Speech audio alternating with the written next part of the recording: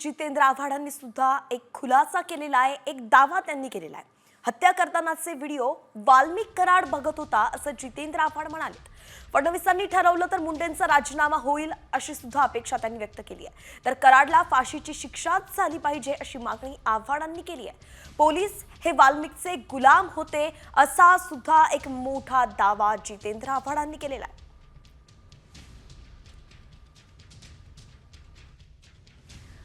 दरम्यान आव्हाड काय म्हणालेत आपण तेही पाहूयात।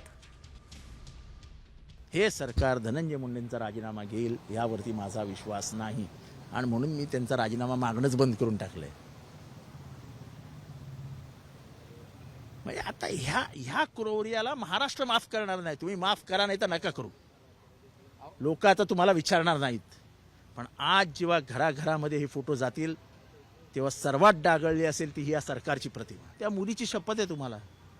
इथपर्यंत भावनिक होऊन मी बोललो, कारण का प्रश्न हा पक्षाचा नाही आहे, तो बीजेपीचाच कार्यकर्ता आहे, तो काय आमचा कार्यकर्ता नाही आहे।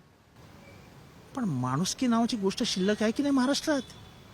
माणुसकीसाठी लढायचं की नाही, की फक्त जातीपातीच्या गोतावळ्यामध्ये अडकून आपण सगळंच विसरून जायचं? मी नाही विसरू शकत। मी भलेही वाल्मिक कराड माझ्या जातीचा आहे, पण मला विचाराल तर वाल्मिक कराडला आज रस्त्यावर आणून फाशी द्यायला पाहिजे। खरं कायद्याने ते मान्य नाही, म्हणून मी नेहमी सांगतो कायदा निर्णय घेईल, कोर्ट निर्णय घेईल।